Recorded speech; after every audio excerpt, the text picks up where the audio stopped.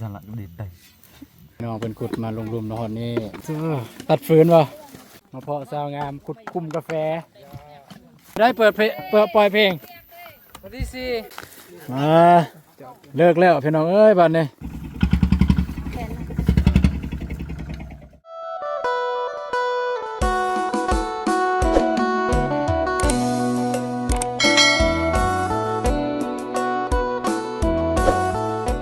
กราบทักทายสบายดีเด้อสบายดีพ่อแม่พี่น้องมาทุกคนเนาะพี่น้องเอ้ยมาพบพอกันตอนแรงๆพี่น้องก็มาอัปเดตเบื้องตอนแรงพี่น้องเอ้ยว่าทางทีมงานเพิ่นได้เฮ็ดฮอตใส่แล้วพี่น้องแล้วก็มาลุ้นกันว่าทีมงานจะขุดได้น้อยลายซำใดเนาะแต่ว่าตอนทีมงานขุดอยู่เทิงในประตูบ่ได้อัปเดตแต่ให้เบาจันทร์เพิ่นอัปเดตลืมเข้าไปเบิ่งทางช่องของเบาจันทร์เพิ่นพี่น้องเอ้ยไปเดี๋ยวประตูสิพาพี่พาน้องไปเบิ่งน้ำกันเลยทางพ่อแม่พี่น้องแล้วว่าทางนี่แหละญาติพี่น้องแล้วก็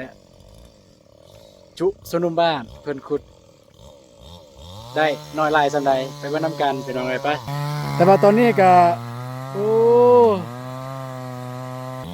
นี่พี่น้องพอดีทีมงานสนุมบ้านพอดีได้ขุดลงมาทางนี้อีกบ่านี่คิดว่ากันบ่แล้วก็ยังเหลือน้อยเดียวพี่น้องเอ้ยยังเหลือแต่เบื้องพุ่นเบื้องที่มีกกาแฟหั่นเหลือแต่น้อยเดียวกันบ่แล้วได้อันนี้ก็ไปหาปั๊มกกไม้ใหญ่ๆแล้วก็ได้เฮ็ดเสาที่ว่าลักหัวพี่น้องเอ้ยนี่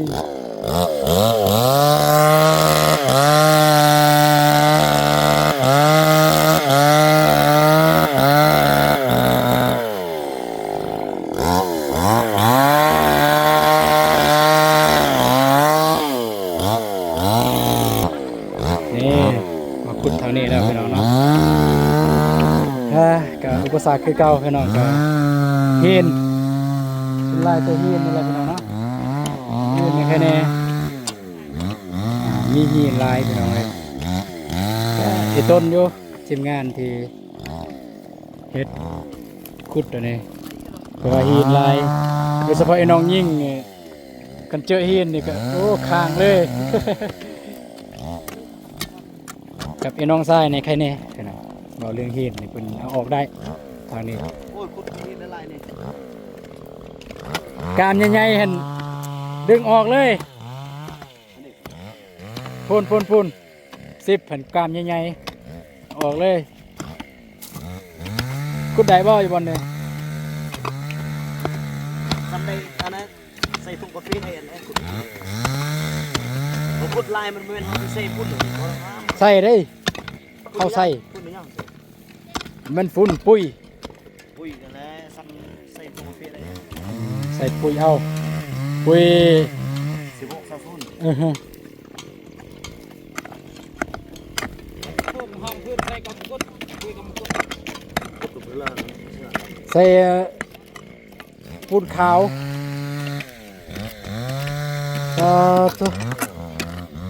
มีแต่หินมีต้นอยู่ทีมงานขุดเนี่ย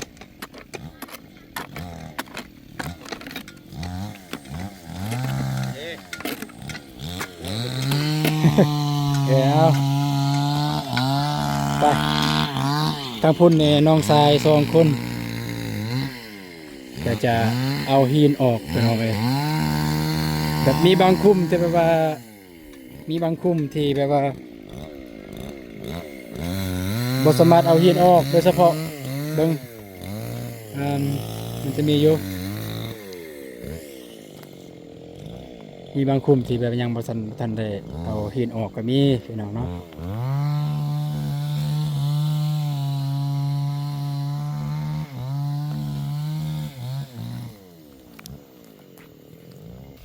แบบนี้พี่น้องเนาะมันจะมีหินแบบนี้คันเอาหินแบบนี้ออกไอ้แน่แบบมันลึก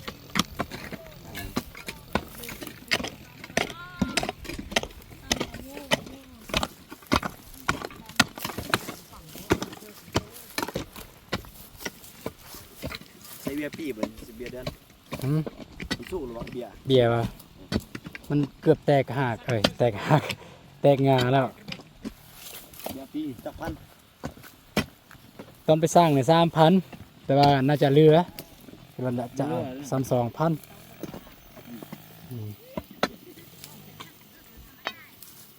แม่นเอาหญ้าพัน พี่น้องเอ้ย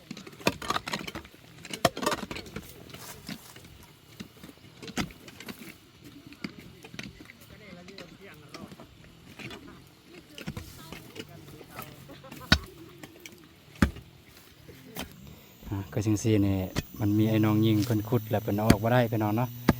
ก็บ่ว่าเพิ่นดอกก็มีแต่เฮาผู้เจ้าของนั่นแหละวันใดมันยังเอาออกบ่ได้เฮาก็เลาะมาเอาออกจังซี่ให้น้องชาย2คนจัดการ เป็นสะพานจอ ยัง เลาะด่าอยู่เป็นเป็นกลาง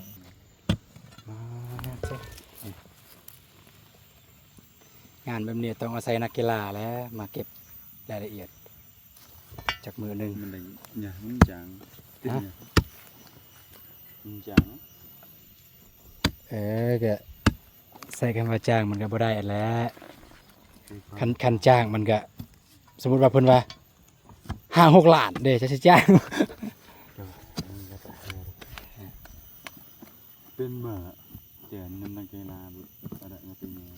เมื่อหมอยเนี่ยงานเนี่ย อ๋อโธ่นี่ใหญ่เป็นใหญ่พี่น้องเอ้ยนี่ ก็ได้นะ นี่ก้อนหินแบบนี้เอาออกได้แค่แน่พี่น้องเนาะเพราะว่าเวลาหากมันขยายโตโดยเฉพาะหากเขาเอิ้นว่าหากหยังเนาะจักเรียกเราบ่เนาะสุดยอดหากซื้อว่าซั่นซะภาษาบ้านเฮาหากซื้อหากกลางหากซื้อนะต้นเด้ ได้เยอะจานเนี่ยเดี๋ยวจะใส่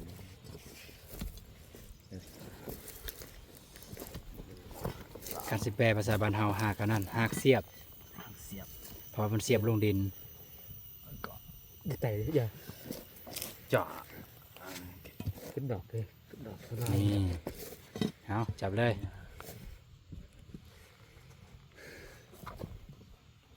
ลองมาแกใส่นี่จ้ะ Nó lại nằm tận đọc cô đang đi mấy đang clap kìa อะไรกัน clapให้มาก็จับ ยาในละซีซั่นละก็เด็ดไป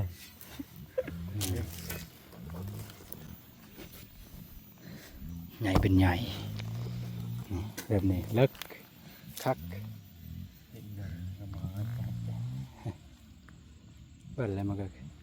โผล่มันเสียดาเบอร์ เอาเป็นอะไรตอนนี้ก็โอ้พากันลงรวมแล้วเป็นอะไรโมยมองอะโมยมองกันเลย tim tông 5 โมงซุน5 โมงตรงchặt cái miệng โมยมองกับไอ้เบิ่งสิเบิ่งจากโมงเลย nhà lái không โอ้ยังลายอยู่ยัง30 นาที ยัง30 นาทีสู้ๆคนหนึ่ง30 คุมคนพอดีคุมละ1 นาที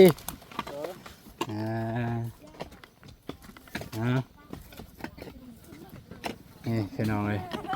ทางไอ้น้องเป็นขุดมาลงรุมนอนนี่แล้วก็น่าจะยังอยู่เบื้องนั้นไปพูนพี่น้องเนาะ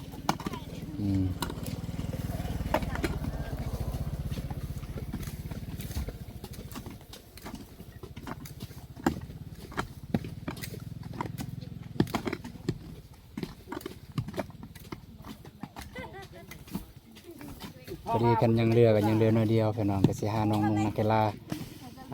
มาซอยสิลองเบิ่งว่าสิทันแล้วบ่ Chị ở đây đang có cờ lấy. À mày. นี่ที่ขาเราให้โชกโบอะไรเต็มนู้นบระเพื่อกันเสร็จเอ็นกระเทียมชูเนี่ยสับชูต้อง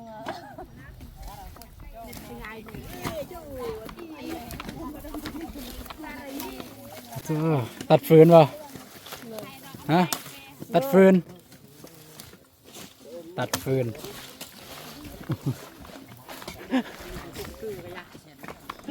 อู้โจมาเพาะสาวงามคุดคุมกาแฟสบายดีเด้อ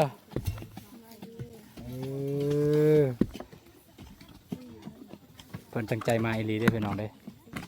เพิ่นผัวเฮ็ดจำเป็นบ่เนาะผัวเฮ็ดจำเป็นให้มาจังได๋ก็ต้องมาเด้อว่าซั่น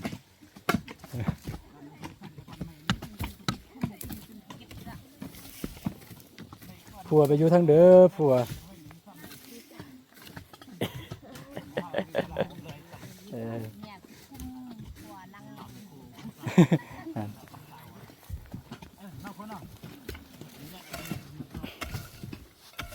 ก็เคยอย่าบ่คุมแบบนี้ล่ะเคยอย่าบ่คุมแบบนี้บ่เคยทางนั้นบ่ได้ปลูกกาแฟว่ะน้องบ่ได้ปลูก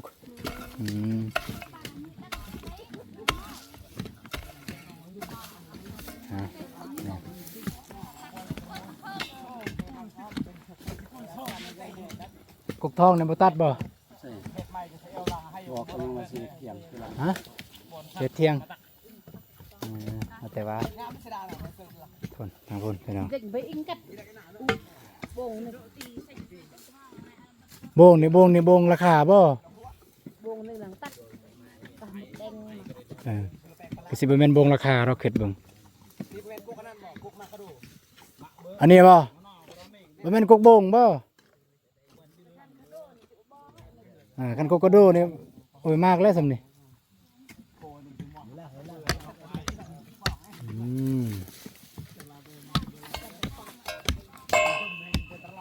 ไปย่างเมื่อก่อนไหน สิย่างเมื่อป่ะไปส่งจักรให้พวกกันนั่น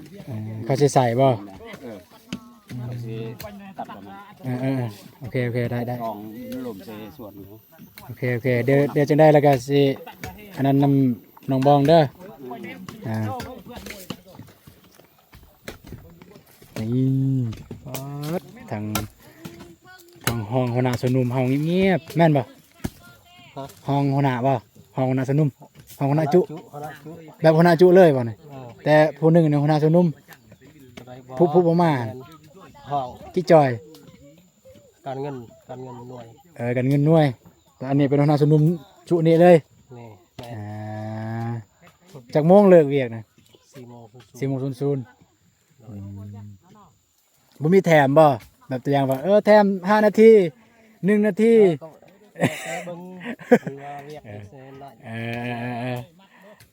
อันนี้เว้าซื่อๆเด้อบ่เป็นหยังนี่ได้บ่เป็นหยังถ้ามีเรื่องมีงานก็เฮ็ดตามโมงตามยามมันละ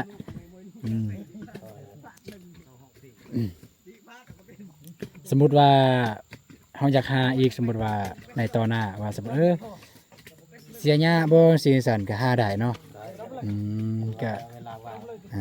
ก็คือสิว่างอยู่คิดว่าคันบัดยามหญ้าเนี่ยสิแม่นยามพุ่นละวิทย์แล้วดำหน้านี่แหละหญ้านี่อยากเสียยามนั้นแต่ว่าหญ้านี่บางเทื่อก็สิหาไอ้น้องเพิ่นมาเสียไปปลูกแล้วอันนี้ก็คือหัวหน้าสนุมเด้อพี่น้องเด้อหัวหน้าสนุมบ้านเลยบ่เลยว่าหัวหน้าสนุมจุหัวหน้าสนุมจุพี่น้องเนาะยานว่าพี่น้องงงหัวหน้าสนุมมันก็ลาหัวหน้าสนุมได้พี่น้องอันนี้เป็นหัวหน้าสนุมจุยังอันนี้จุ2พี่น้องอีกผู้นึงก็เป็นหัวหน้าสนุมบ้านเลยมีอีกผู้นึงหัวหน้าหน่วยก็ยังแบบหัวหน้ารวมเลยนะหัวหน้ารวมของสนุมเลยอิมคำมันเด้หัวหน้าอิมคำเพราะได้ว่าอิมคำน้องอิมมันเด้น้องอิมวิไลน้องอิมวิไลเอาเป็นอายอิมคำโอ้เห็นอยู่ส่วนเราอยู่นี่ป่ะแม่นเห็นอยู่เพราะนั้นหัวหน้าสนุมเลยเนาะแล้วพ่อบ้านพ่อเท่าอันนั้นสมน้อย พ่อบ้าน ในค่ากินหน่อย เลขาผู้ใด ในค่าผักบาท ผู้ใดล่ะเลขา กินหน่อย กิน้อยผู้ใดว่าอยู่ไสเหือน เพื่อนเราอยู่เทิงนี่เพื่อนก็กำลังก็ที่ทุ่งเหียน โอ้อยู่บ้านนั้นเนาะเพิ่นเนาะ แม่น เพิ่นเป็นเลขาภาคบ้าน แม่น อืมแต่ว่าบ้านอาหังเนี่ยมันขึ้นกับบ้านน้องกันนะ แม่น แต่ว่าเป็นคุมบ้านอาหังเป็นคุมซื้อแต่ว่าขึ้นกับบ้านน้องกัน แต่ว่าการปกครองหรือว่าการอีหยังเกินเป็นพ่อบ้านอะไรอย่างมันจะมีพ่อบ้านของตัวเอง แม่น แบบนั้นบ้านอาหังแต่ว่าบ้านหัวดำเนี่ยจะรวมเลยบ้านใหญ่แต่ว่ารวมเลยพอได้เป็นพ่อบ้านเนี่ยเมื่อยแน่อยู่บ้านหัวดำ เพราะว่าคนหลายจังซั่นแหละได้คันสิย่างกันย่างแต่เบื้องนี้พี่น้องเนาะกะสิบ่หลายย่างแต่เบื้องนี้ไปพุ่นกะ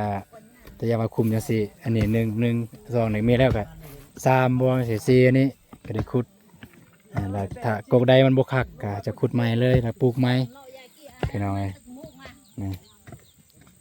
ย่างแต่นี่ไปพุ่นสำหรับกกใหม่ใหญ่ในทางนาบ้าวเพิ่นตัดแล้วปั๊มแล้ว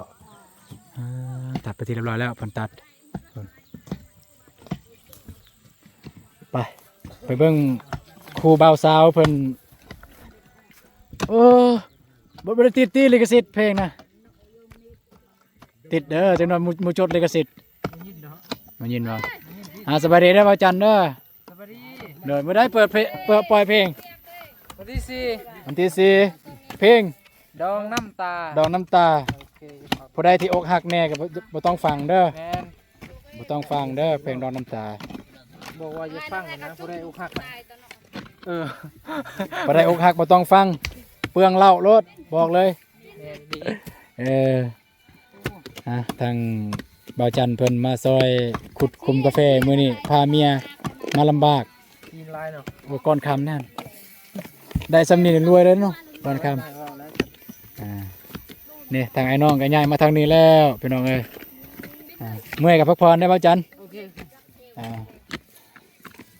ก ลับแล้วตัว ก็นี่ยอดตะปือก็ขุดอยู่บ่แบบนี้บ่าวจัน โอ้บ่มีแต่คุดกระปู ฮะ คุดกระปู ขุดกระปูขุดกระปูกับขุดอันนี้ต่างเดิ กระสิตาเดียวคุดกระปูหนึ่ง ขุดกระปูบ่มีหินดี กระปูมี เอ้ยอยู่ได้ครึ่งครึ่งบ่ได้มาโตกับตะปูไม่ได้แต่มองปู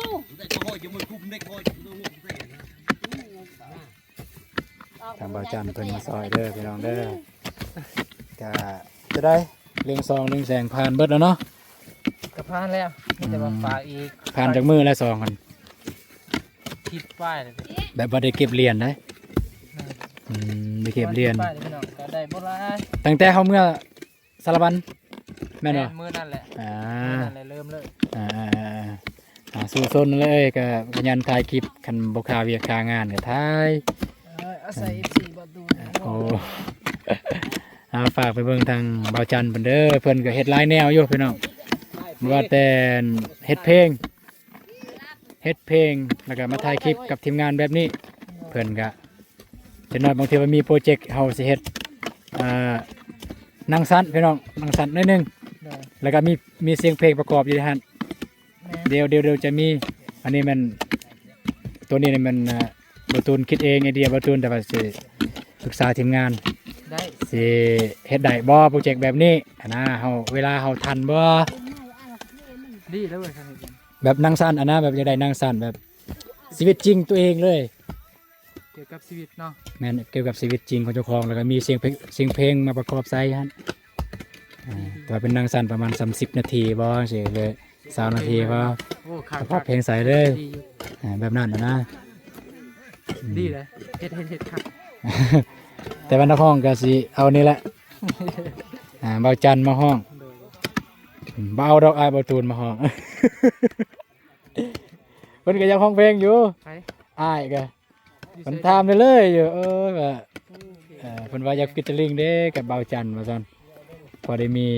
เพลงของตัวเองบ่วนว่าเพลงสิดังหรือบ่ดังขอแต่มีเพลงของตัวเองเพราะว่าเพิ่นมีวงเด้เพิ่นมีเครื่องเสียงแล้วเพิ่นมีเครื่องเสียงของตัวเอง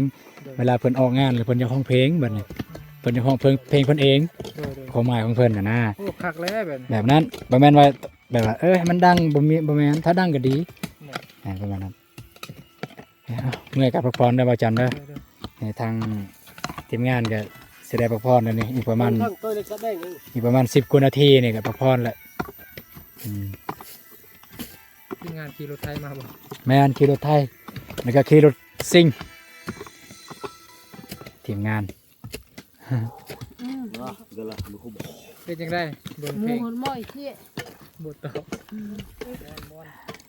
เป็นจังเด้อ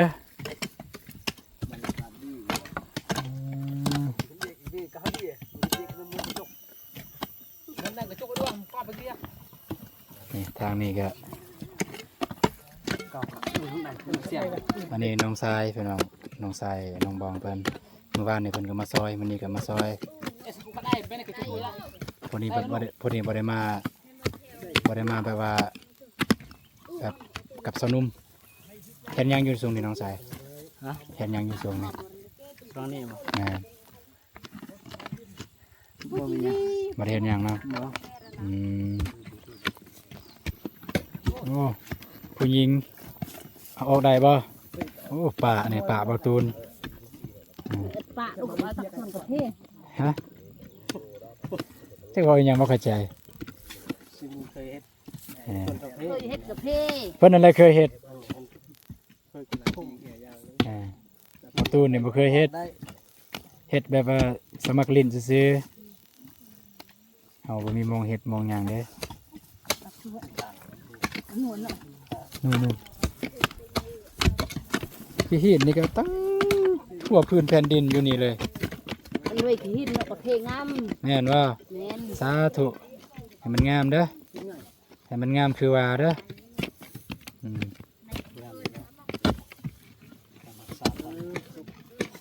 ซาท่านใส่พุยท่าน อืม ปีหนึ่งสามเทื่อใส่พุย ปีหนึ่ง3 เทื่อเลย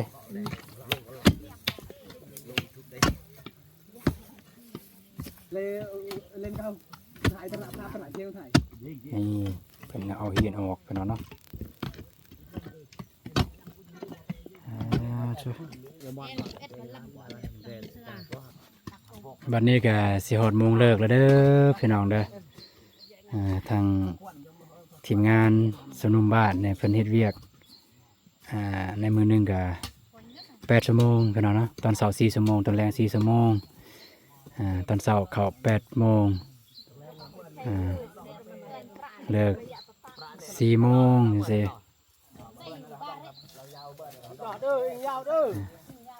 อันนี้ก็คือหัวหน้าสนุมของจุนี่แม่นเพิ่นผู้คำสั่ง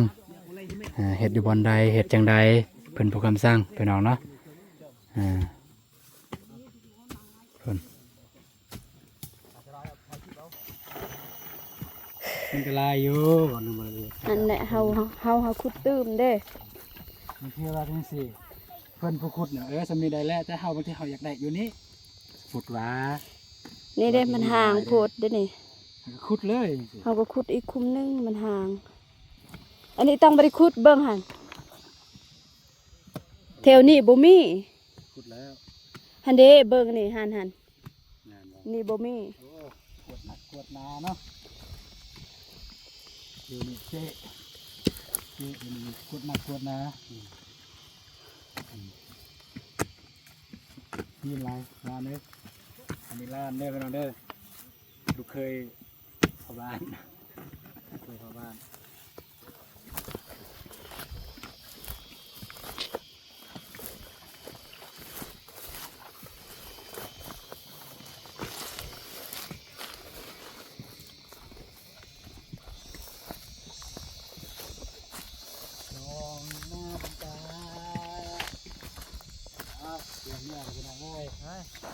สิมุ่งบ่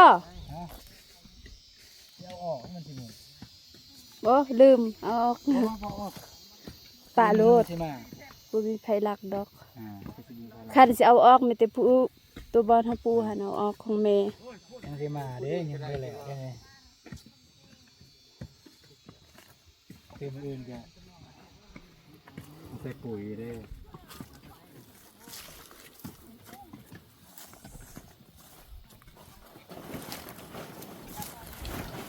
ดองน้ำตาเลยใส่ดองน้ำตาเมียดองน้ำตา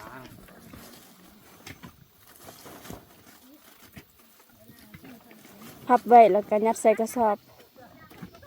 แต่ว่าของเฮานี่เสียก็บ่เป็นหยังแม่นี่เสียไอ้ต้น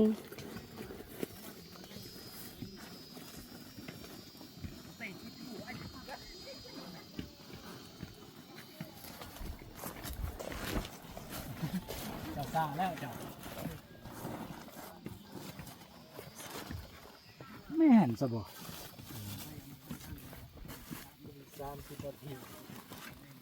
ทางอยู่ตรงนู้น หืม อยู่ตรงนี้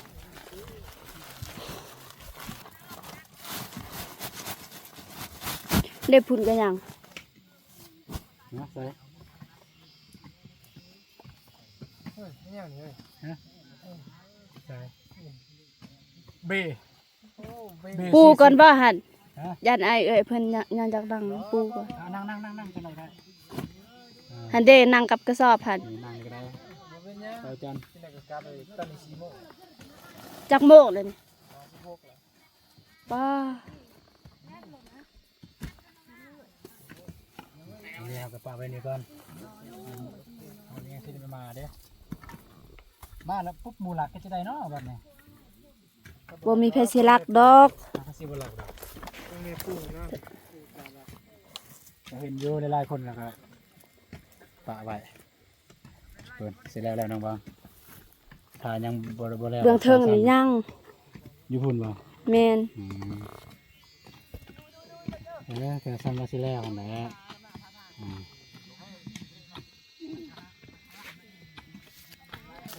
โอ้มาหอดนี่แล้วพี่น้องเอ้ยยังสิบืนขึ้นเทิงอีกกันบ่คำก่อนเนี่ยเพราะจำบอนเก่าเลยได้อพี่น้องเอ้ยกันบ่คำก่อนเนี่ยมันสิคำก่อนแล้วนี่อยู่หญ้านี่ก็หลังจากปลูกแล้วจึงว่ากันใหม่พี่น้องอันนี้ได้ปลูกอันนี้ได้ปีนี้ได้เก็บแล้วนี่ พันล้านเลยนี่พันล้านเลยพันล้านเลยนี่ป่ายิ้มเลยป่า นายกับใช่เอ๊ะเศร้าเป็นกระเพาะกินตอนวันนี้ นะ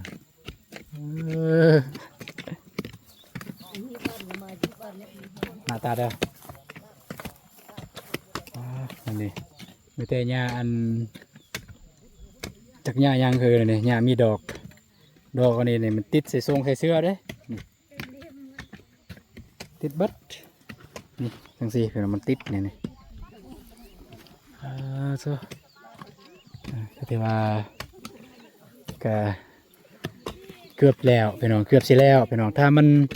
บ่มีหินนี่แล้วแน่นอนแต่ว่ามีหินก็เลยอยากซ่าในจักหน่อยบอนหินนี่แหละมาเลิกแล้วพี่น้องเอ้ยบัดนี้นี่เลิกแล้วจะได้สิเมื่อเลยเปล่า ก็สิกลับเลยนะ สิกลับเลยเปล่าบ่แวะมาลินเฮือนลินศาลก่อนเปล่า จังหวะบางทีข้ามเนี่ยก่อน อ อยากไปเห็นเพื่อน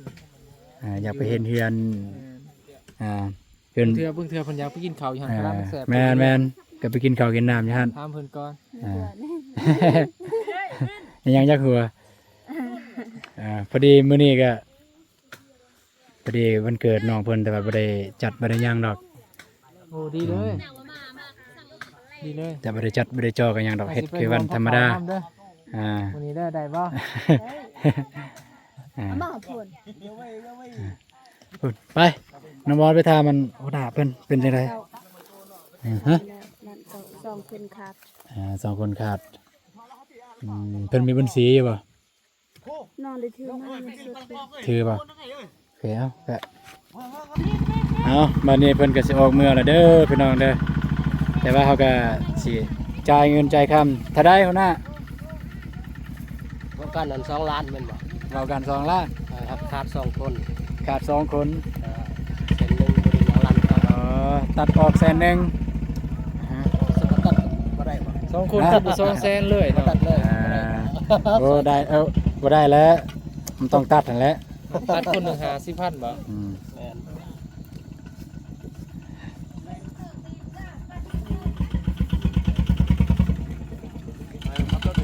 ให้เมียเป็นจ่ายก่อนพี่น้อง เ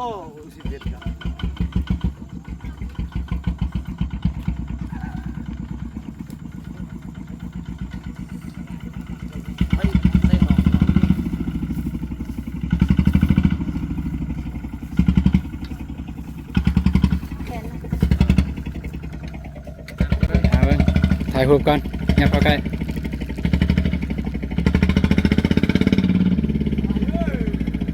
นับเบิ่งเด้อนับเบิ่งได้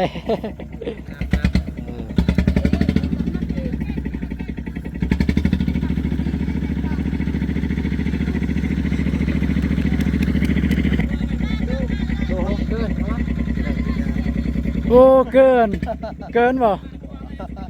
เอาขอบใจหลายๆเด้อขอบใจหลายๆขอบใจหลายๆเดี๋ยวไว้โอกาสหน้าจึงว่ากันใหม่ไปน้องเลยเอาพี่น้องเนาะก็สำหรับคลิปนี้ก็ถือว่าเป็นคลิปสุดท้ายของมื้อนี้พี่น้องเนาะอยู่ในสวนแห่งนี้แต่ว่าคลิปสุดท้ายแล้วพี่น้องเนาะก็ทางทีมงานสาวหนุ่มบ้านเพิ่นขุดก็เกือบแล้วพี่น้องเกือบสำเร็จถ้าบ่ค่า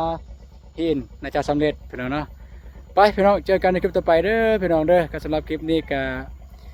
จะขอบใจทางผู้ใหญ่ใจบุญทุกท่านเด้อที่ตามชมคลิปของบ่ตูนตั้งแต่ต้นคลิปจนจบคลิปจะได้ก็ขอให้พี่น้องชีวิตสุขภาพแข็งแรงและร่ำรวยบ่ทุกคนไปเจอกันในคลิปต่อไปพี่น้องสำหรับคลิปนี้สบายดีเด้อพี่น้อง